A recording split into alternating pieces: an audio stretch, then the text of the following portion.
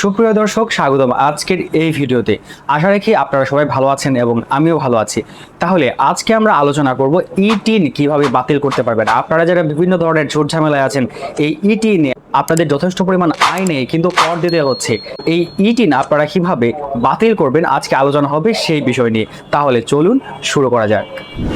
আপনারা যারা আমার মতো ইউটিউব বা ফেসবুক নিয়ে কাজ করেন বা বিভিন্ন ধরনের কন্টেন্ট ক্রিয়েট করে থাকেন এবং এই জন্য আপনাদের ই-টিন খোলার প্রয়োজন হয়েছে, অথবা যারা সঞ্চয়পত্র আছে, দেখা গেছে যে আপনি ব্যাংকে 5 লাখ টাকা বা তার উপর রাখতে গিয়েছেন, তখন ব্যাংক আপনার কাছ থেকে ই-টিন চেয়েছে এবং আপনি সেই জন্য ই-টিন করেছেন, কিন্তু আপনার বর্তমানে ব্যাংকে 5 লাখ টাকা নেই, অথবা ইউটিউব বা ফেসবুক থেকে আপনার এত ইনকাম হচ্ছে না যা থেকে আপনি ট্যাক্স দিতে পারবেন।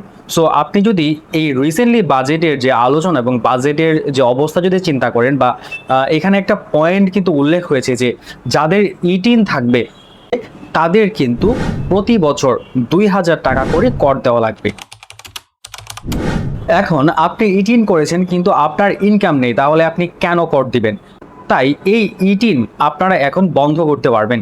কিভাবে? তা হচ্ছে বর্তমান সংশোধিত আইন অনুযায়ী আপনারা পরপর 3 বছর যদি আয়কর রিটার্ন অর্থাৎ ই-টিন রিটার্ন 0 দেখান, তাহলে এই ই-টিন বাতিলের জন্য আবেদন করতে পারবেন। তবে এখানে উল্লেখ থাকে যে আপনি ই-টিন যেভাবে ঘরে বসে খুলতে পারেন, কিন্তু আপনি ঘরে বসে কিন্তু বন্ধ করতে পারবেন না। এই জন্য আপনার ফিজিক্যালি ব্যাংকে যাওয়া লাগতে পারে, তাদের সহায়তা লাগতে পারে। সো আপনি পরপর 3 বছর ই-টিন রিটার্ন যদি 0 দেখাতে পারেন, ওই কাগজপত্র আদি সহকারে আপনি ব্যাংকে যেয়ে অ্যাপ্লাই করার পরে ই-টিন আপনি বাতিল করতে পারবেন। সেই জন্য আপনার জাতীয় পরিচয়পত্র, ই-টিন এবং আপনার পাসপোর্ট সাইজের ছবি থাকা বাধ্যতামূলক। আশা রাখি আপনার এই ইনফরমেশনটি আপনার জন্য খুব হেল্পফুল হয়েছে। পরবর্তী ভিডিও দেখার আমন্ত্রণ রইল। আপনারা ভালো থাকবেন, সুস্থ থাকবেন, আর এই চ্যানেলটি লাইক এবং সাবস্ক্রাইব করবেন। Thank you.